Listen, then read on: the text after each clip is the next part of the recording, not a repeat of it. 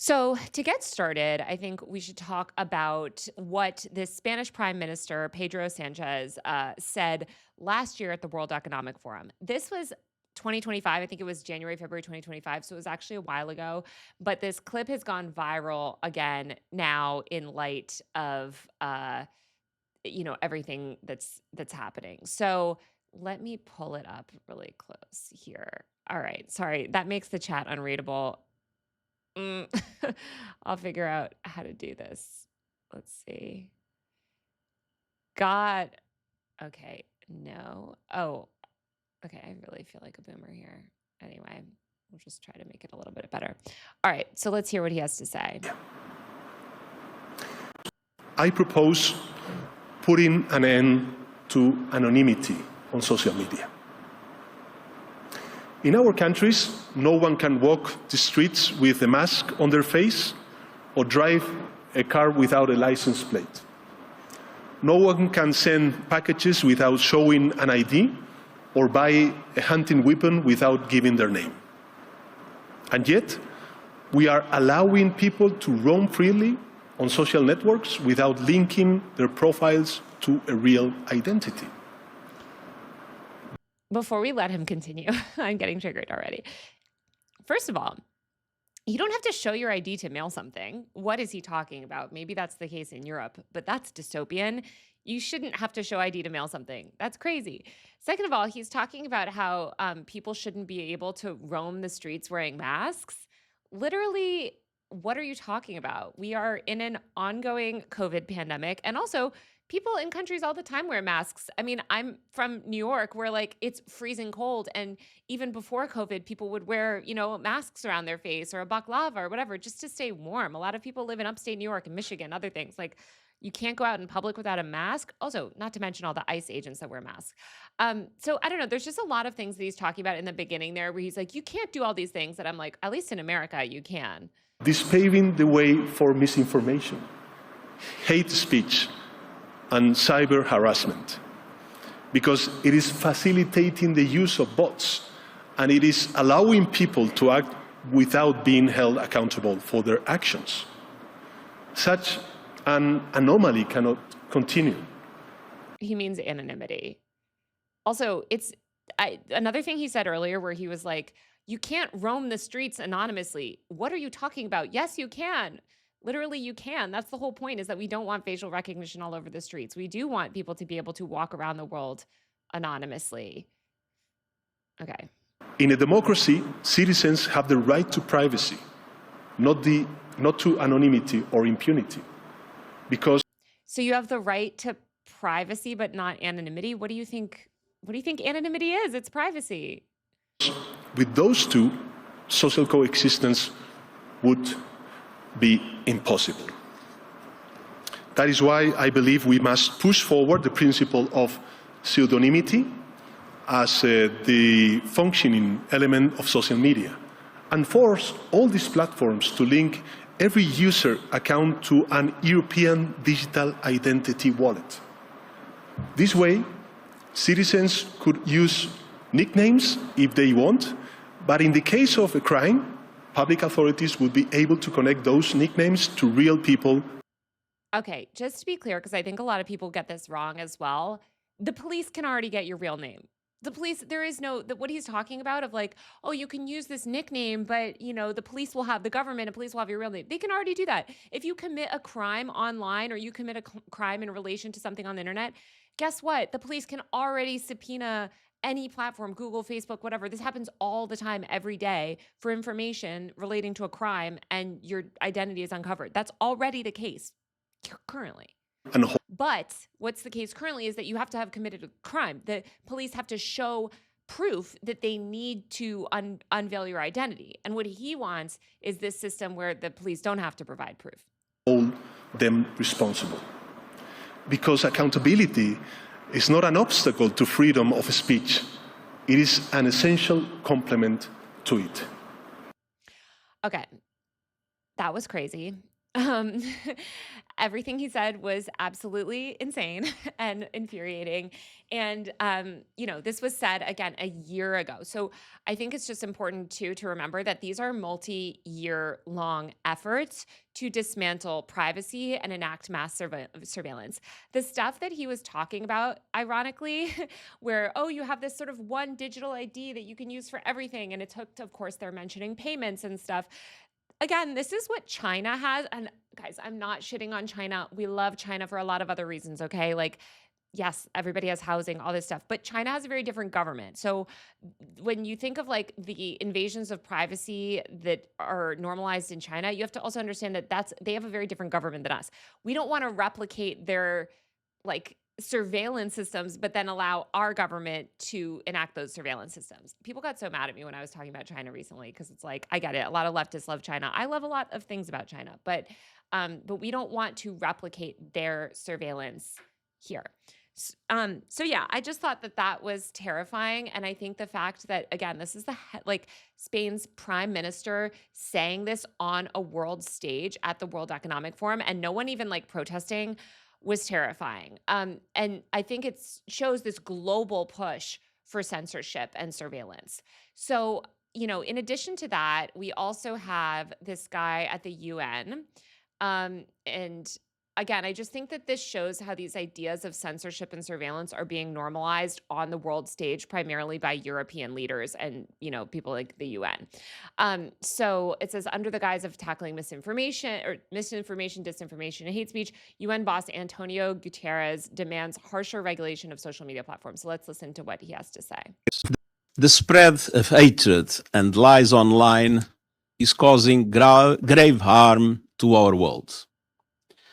Misinformation, disinformation, and hate speech are fueling prejudice and violence, exacerbating divisions and conflicts, demonizing minorities, and compromising the integrity of elections. Threats to information integrity are not new, but they are proliferating and expanding with unprecedented speed on digital platforms and supercharged by AI technologies. Science, facts, human rights, public health, climate action are under attack. And when information integrity is targeted, so is democracy, which depends on a shared, fact-based perception of reality. I just want to take a second. Sorry, I can't get through any of these videos without interrupting. But he's talking about this shared information reality.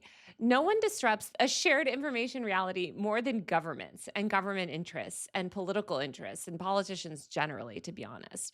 So it's just a little bit rich to hear him talking about misinformation and disinformation and also health information integrity. Again, governments continue to lie to the public about COVID being airborne. They continue to lie to the public about so many things. We currently have RFK as our Secretary of Health and Human Services.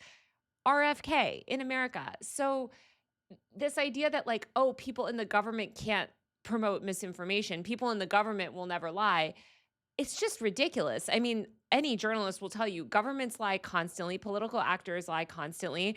They're ultimately political actors, and you cannot complain about the spread of misinformation or disinformation and then claim that like governments have the right to determine, like that we should put it in this sort of like mass censorship and surveillance system that like governments should control. Because which governments, right? Like these European countries, again, they just sanctioned a journalist because they said he was, spreading Russian disinformation by covering Palestine, like accurately covering Palestine, I might add. So I think it's just so insidious for these people to act like they're caring about mis and disinformation when ultimately what they only want is just essentially to toe the party line on whatever, the European political sort of consensus is. Anyway, let's let him keep talking, but I just wanted to say that. False narratives, distortions, and lies breed cynicism, disbelief, and disengagement.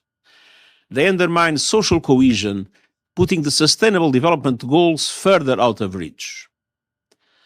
Opaque algorithms push people into information bubbles and reinforce prejudices, including racism, misogyny, and discrimination of all kinds. And by the way, I agree that we need more algorithmic transparency. Those transparency laws are not anything that any of these lawmakers are calling for. None of them are pushing transparency laws at all. But if you want to talk about the manipulation of social media and manipulation of social media algorithms, governments do that. Governments manipulate algorithms. Governments spread disinformation. Governments run propaganda campaigns. Political actors do all of this stuff. So, it's like they make big tech. Big tech is the enemy, right? Like big tech is really bad, but they're not pushing for surveillance. Like they're not pushing for privacy laws and for transparency laws. They're pushing for censorship laws. Anyway, let's let him finish. Women, refugees, migrants, and minorities are common targets. Lives are at stake when lies are spread about vaccines and other medical issues. Again, lies being spread about vaccines are currently coming from our government. We have RFK running the Department of Health and Human Services. So, and I guess, in Europe, they think that they won't get some wacko in power there. It's like you have to write these regulations imagining that the worst people you could dream up or your biggest enemies are in power. That's how these laws should be written. The United Nations' own operations and missions are compromised as our staff deal with a tsunami of falsehoods and absurd conspiracy theories. We demand action. First, to the big tech companies, take responsibility. Acknowledge the damage your products are inflicting on people and communities, and you have the power to mitigate harm to people and societies around the world. You have the power to change business models that profit from disinformation and hate. The climate crisis is a cause of particular concern. Coordinated disinformation campaigns are seeking to undermine climate action. Okay. Again, I agree that all of these disinformation, that there is a problem with our information ecosystem, but a huge reason that problem exists and the huge reason we're seeing such a decline in media literacy generally is the dismantling of our public education system and the fact that more and more people are recognizing that traditional media and the political sort of system writ large in the West exists to uphold institutional and corporate power and exists to promote certain political interests. And they're not necessarily interested in serving the interests of the people. So it's terrifying to kind of like hear this stuff normalized where he is talking about like regulating. We do want harsher regulations of social platforms, but that's not what these people are actually pushing for. Because when they say regulate social platforms, they mean stuff like this. So I don't know if you guys saw, but in France, 10 people were convicted of cyberbullying the First Lady of France, Brigitte Macron. And they were, let me just make sure you guys can read this. Sorry. Sorry, this chat thing, I was excited to show the chat on stream, and now I'm like, okay, that just makes it so that you can't read things. But okay, so they're arresting people in France over their comments. Now, listen, I don't have a lot of sympathy for a lot of these people that were arrested. These are conspiracy theorists, and they're deranged, and they've been spreading lies, basically claiming that Brigitte Macron is trans. That's obviously not true, and it's they are harassing her, which is unacceptable. But what is scary is the sort of speech restrictions that they're putting in place to crack down on this type of stuff. And I thought, here's a piece in the New York Times that we can sort of go through. Here, sorry, I don't have a New York Times subscription, so yeah, I'm on the archive.com one. But basically, like, I think this is, I think arresting people over saying things that you disagree with, or even saying untrue things is a dangerous sort of slippery slope. So I thought we could just sort of skim this New York Times article and talk about it. So it says how the arrest of a comedian could reshape Britain's free speech laws, a transatlantic debate over freedom of expression. Oh wait, this is the wrong one. Oh my God, this is a different one. Whoops. Okay. Well, this is also something I wanted to talk about a while ago, which was actually UK. We're going to get into the UK in a minute. Sorry, wait. Oh my gosh, where is it? Where's the other? Oh my gosh, I lost the other link. But anyway, France is crazy. France is being ridiculous. And I think that let me just go back to these.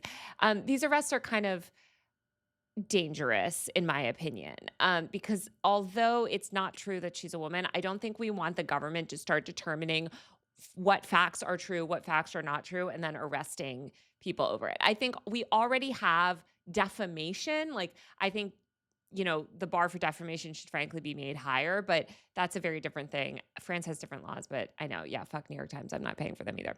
And also, you can tell that a lot of this stuff in France that's going on is not really based on free speech or fixing our information environment, because you also have the Prime Minister of France saying that he also wants to remove anonymity from the web. And now France has introduced this. Oh my God, did I click the wrong thing too? Yes. Sorry, I really fucked this up. Wait, let me get the link. Hold on. This is something I know there's like a bunch of articles about. But basically, France is seeking to ban social media for kids under the age of 15. So we'll just pull this up here. And they're citing mental health and depression. They say factors contributing to violence. Basically, they're arguing that, what Australia did was wonderful, and that they're going to permanently ban social media for kids under the age of 18. Now, mind you, the difference between a kid getting social media at age 13, which is what it currently is, and 15 is nothing, right? Like, there's no meaningful difference between these two things. Not only is all of this stuff, the sort of basic premise that they're going off of, false, where we know that social media is not leading to any sort of widespread youth mental health crisis at all. We know the causes of these youth mental health crises, and they have nothing to do with social media. But I think that it's important to talk about this fact of, like, they just want age verification and identity verification, and this is the way that they do it. So they don't, the difference between 15 and 13 is stupid and nothing. And then here we have more people in the UK and Ireland. So Ireland and the UK have been crazy also recently.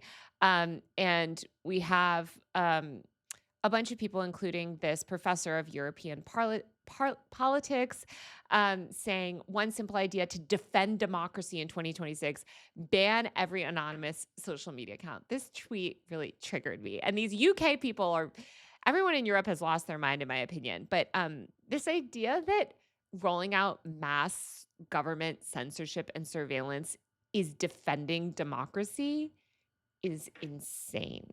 It's antithetical to democracy. And Ireland especially has been on a roll with this stuff. Here's a better picture you can see of the Irish Daily Mail basically ran this big thing saying, we'll ban nameless internet trolls, which, by the way, is very close to what Neera Tanden was advocating for on stage at the White House last year, which is removing anonymity from the web. But, you have this guy who is I guess, public affairs official at a nonprofit in Ireland saying, this is long overdue. There are too many unhappy and unstable lunatics rampaging around social media, abusing decent people from their anonymous accounts. Smoke them out. Now, this idea that anonymous accounts lead to bullying is just false. And I'm gonna find there's a good argument. Hold on. Anonymity. There's like a Guardian article that I always pull up. Oh, here's a Conversation article too. But basically, blocking, we know from literal decades of research that blocking, blocking kids from hold on, anonymous. Blocking kids from social media doesn't help bullying, but also removing anonymity. Hold on, I just want to find this link.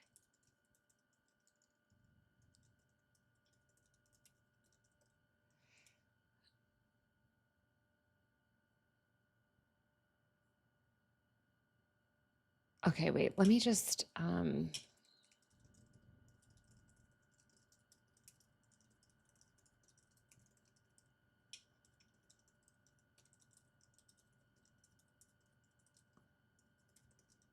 I'm sorry. I should have found this link before, but there's just like plenty of studies that show that removing anonymity from the web actually does not improve social media at all, and it doesn't make social media better, and it doesn't lead to a healthier ecosystem. This was written back in 2021. There's tons of other articles. This Wired article here too as well. It's good. Why outlawing anonymity, gosh, this is a long time ago, will not halt online abuse. Back in the mid 2010s, there was like sort of similar efforts to remove anonymity. But, oh, great, I read my last free article. But there's tons of articles and research online just showing that removing anonymity does not curb abuse at all. And in fact, it leads to a lot of really dangerous downsides. And so we don't want to do that. And it doesn't fix the problems that these politicians pretend to care about. So it's just, it's very ridiculous. And when people push this stuff, especially in Ireland now, what they don't want is people criticizing people in power. And I think this is a good note to this, because it's the things that are like the decades-long harassment and abuse of immigrants, people like marginalized groups, et cetera. They'll use those people's pain as this, like, as sort of a pretense for removing anonymity. But what they really don't want is people criticizing people in power. That's what it's all about. The reason that Joe Biden and the Democrats, et cetera, want to regulate the internet and want to remove anonymity is because they don't want people criticizing them. Like, they don't like that, like Democrats especially, like they don't like that they lost control of the internet because no one agrees with their stupid centrist bullshit ideology. So they have to sort of try to astroturf it. They can't successfully astroturf it with their stupid dark money programs. So now let's regulate the hell out of it and censor speech. And of course, on the right, they've always been authoritarian in that way as well. Look at the Charlie Kirk stuff. But so anyway, you can see that in these comments where, Ireland's Simon Harris. Sorry, you can see that in these comments where, when they're pressed to give examples of like, well, why is social media bad? Like, why do we need to? Who's getting bullied? Who's getting bullied? It's the First Lady of France. Who's getting bullied? If you look at the comments of Emmanuel Macron, of Keir Starmer, in terms of being open to considering what Australia has done, this is a global conversation Ireland should be part of.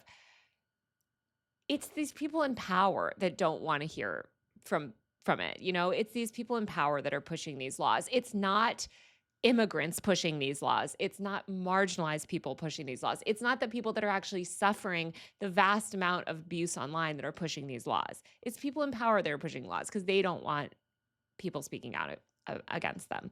So I just think that that's important to note when we're talking about this stuff. Let's see. And by the way, there are so many things that could be done to make the internet safer. There are so many things that we could mandate these social platforms do and provide like user controls, and more importantly, break these big tech companies up so that people have more choice and people have more ability to decide, where they want to spend their time and what spaces they want to connect on. They don't just feel like they have to use, Google and Meta products. Okay, so let's switch to Germany now. So in Germany, somebody shared this and said, okay, so JD Vance is right about Europe. Germany specifically, they are anti-free speech.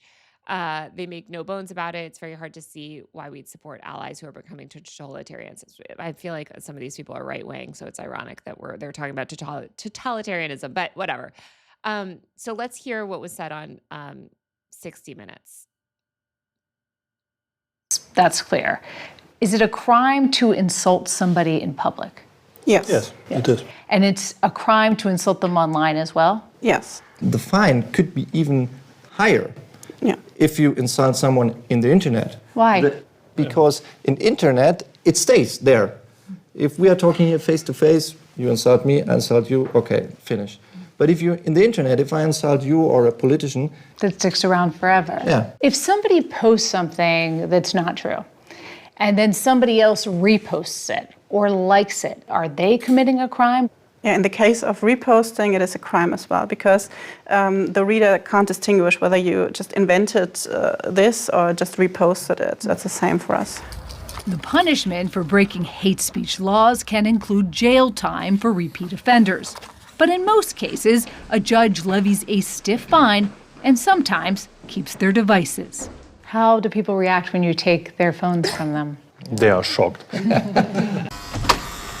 It's 6:01 on a Tuesday morning, and we were with state police as they raided this apartment in northwest Germany. This is so dystopian. Hier ist die Polizei, wir mussten bitte mal mit Ihnen reden. Inside, 6 armed officers searched a suspect's home, then seized his laptop and cell phone. Prosecutors say those electronics may have been used to commit a crime. The crime, posting a racist cartoon online.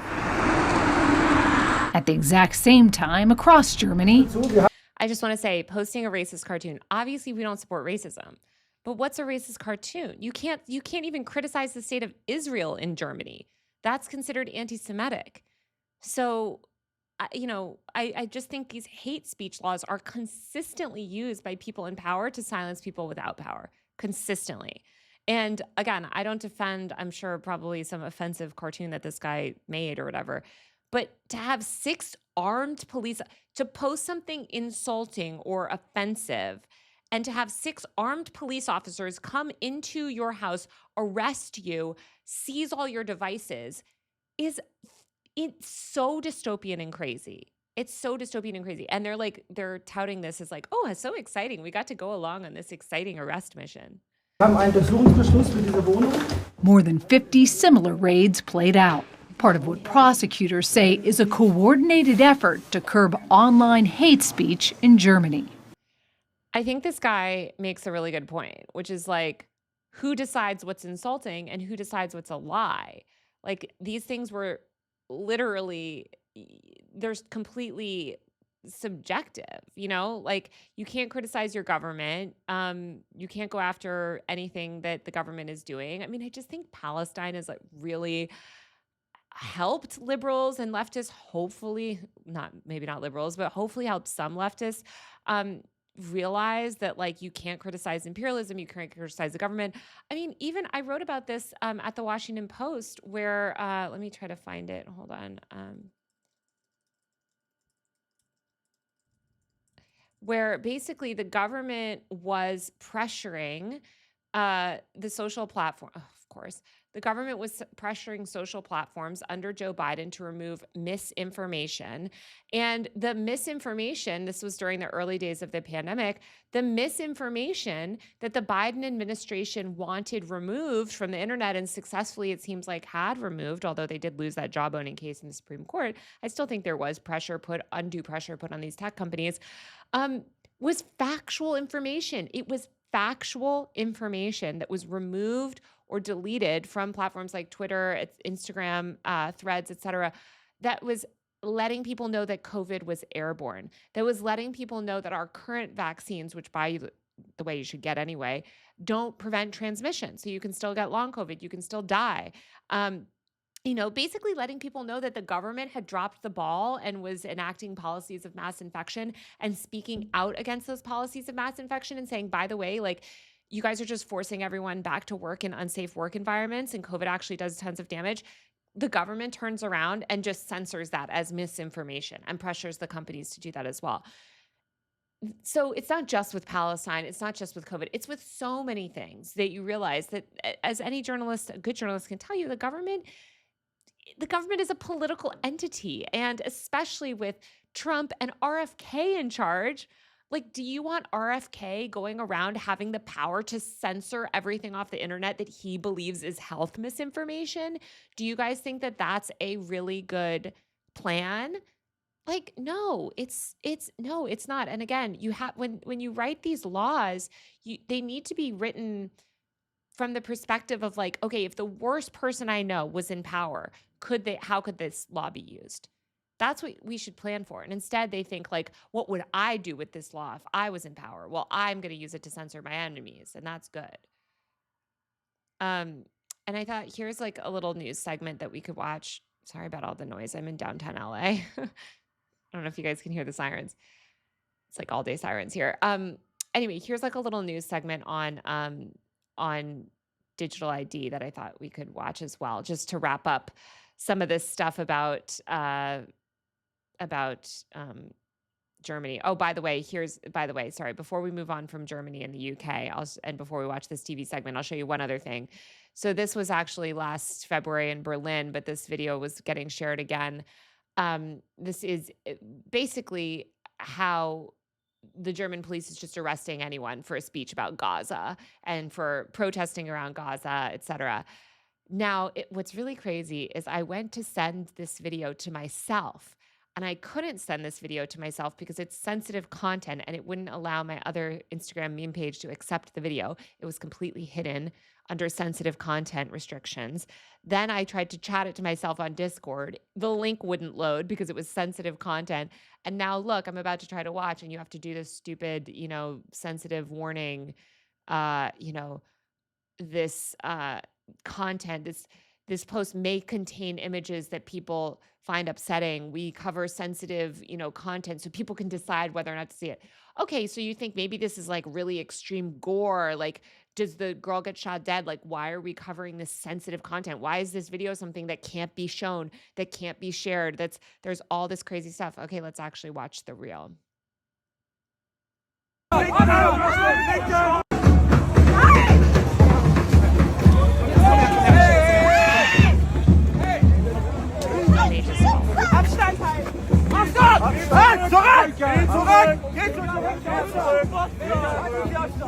Oh, by the way, as they arrest her, I don't know if you guys caught that. Wait, let's watch it one more time.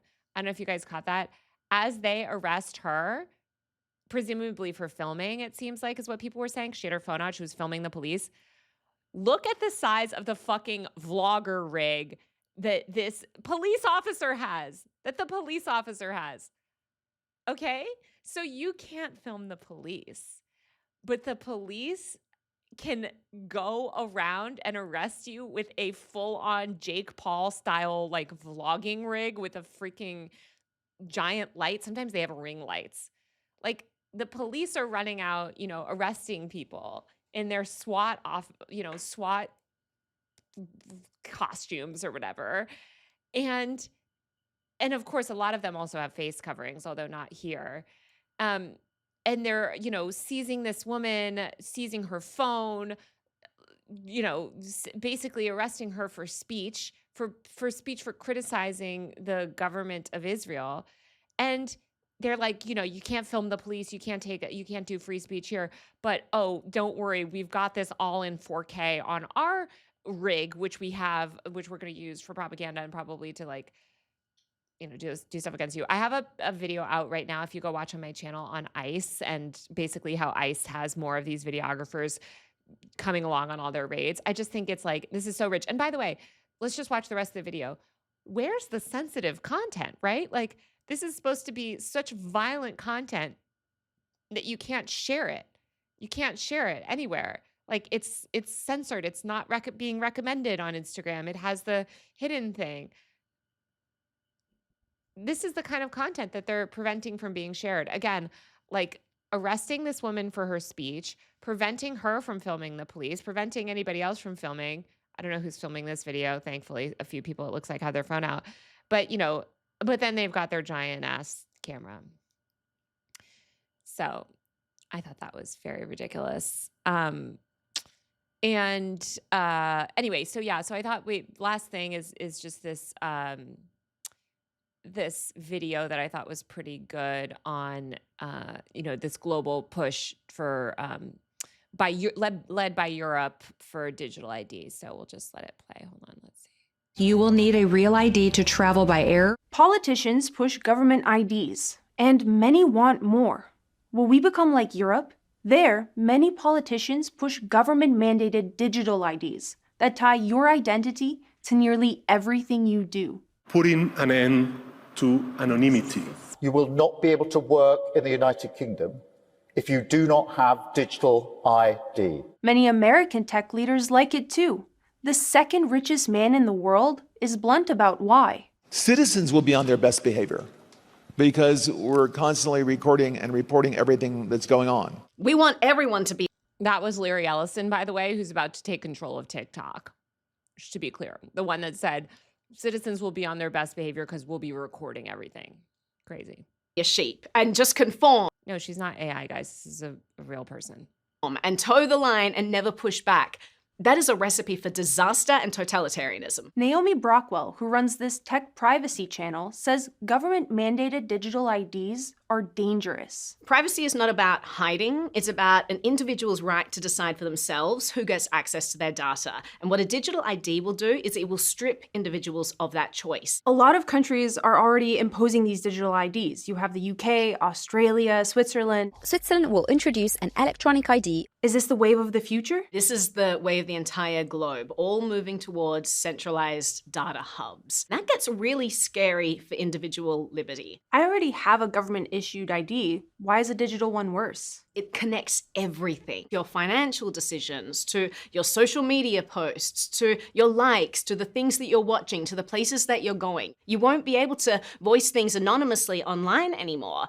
Everything you say will be tied back to who you are. Governments do say they have a good reason for it. The Prime Minister believes this is an important weapon in his armoury to tackle illegal immigration. It's going to save us all and we'll be happier and we'll have rainbows and sunshine forever. And the problem is they end up being tools for control. But digital ID backers say the new ID will make things easier for us. It means that you can access your own money, make payments so much more easily. These digital IDs will just be so convenient. Really? It's not that convenient, you guys. Banks have apps already. You can download your bank's app and make digital payments, okay? We have Venmo and other PayPal and stuff.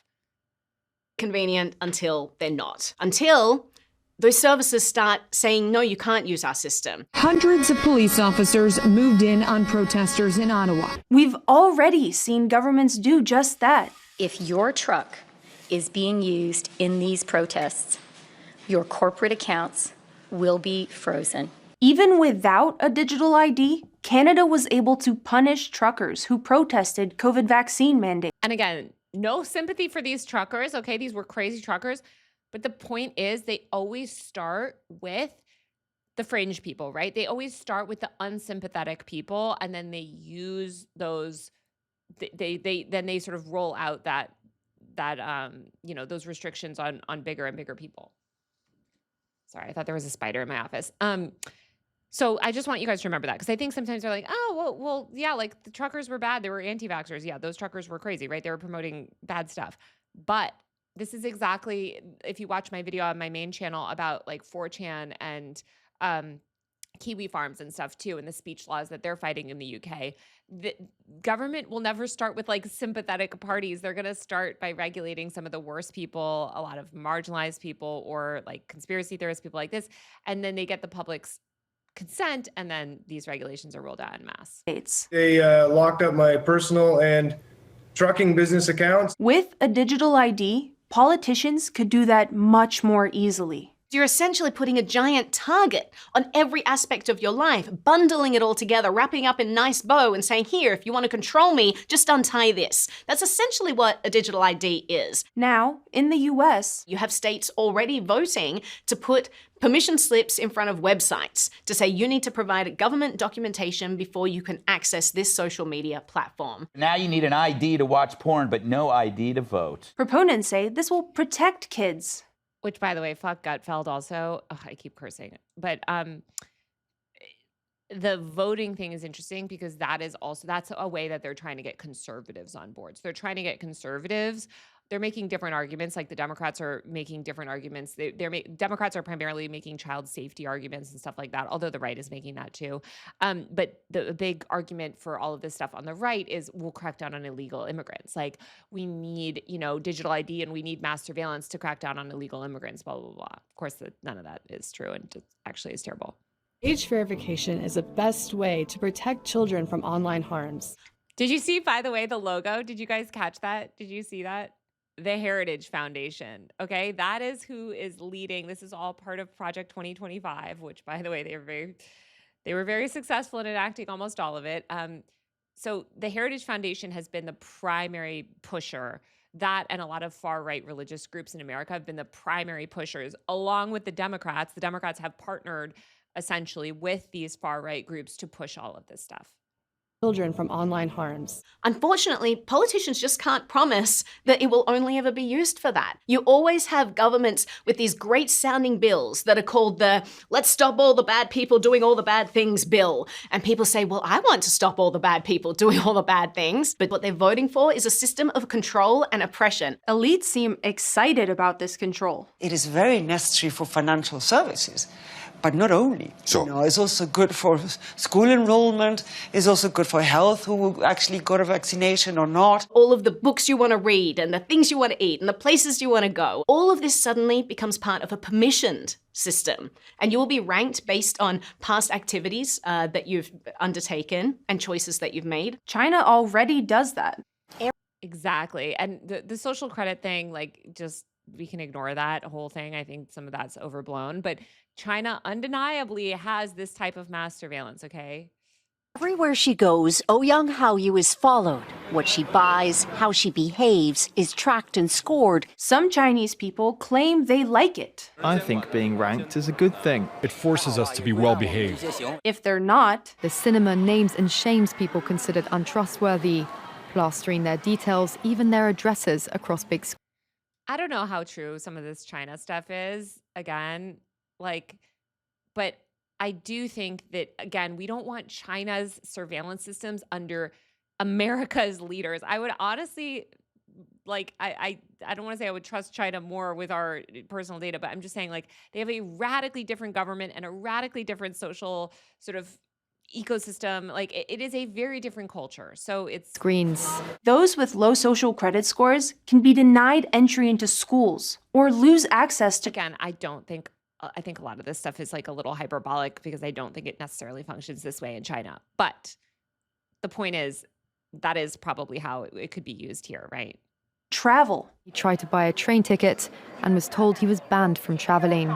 Do we look like China? No. No. It's a reason some Europeans resist these IDs. Everybody knows that if you have all of your information in one place, then you are a slave. You have no freedom of privacy, no freedom of speech, no freedom of nothing. It makes you super easy to target. It makes you super easy to silence if suddenly you become problematic. Whoever controls that data has a lot of power, and we're simply handing it to them. People need to be aware that they have no control over who will get access to this tool and who will control this tool in future. Facebook, Google, Chase Bank, they already have my data. Shouldn't I trust my government more? Governments, unlike companies, can throw you in jail. You sound like a conspiracy theorist.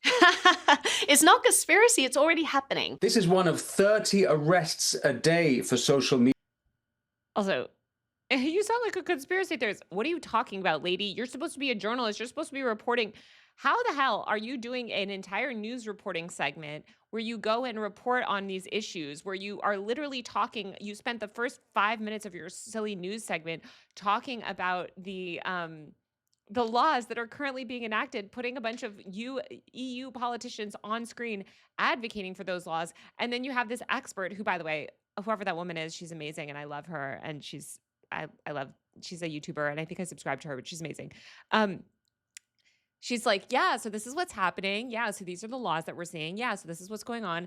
And then the girl that's, again, supposed to be reporting the story is like, you sound like a conspiracy theorist. It's like, did you just watch the first 5 minutes of your own news segment?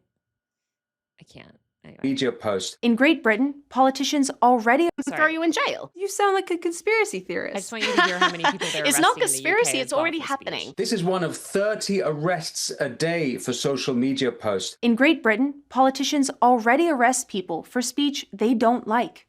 And sadly, the US is moving in that direction. All right, but this is America. We're not going to become China. We are skyrocketing towards that direction.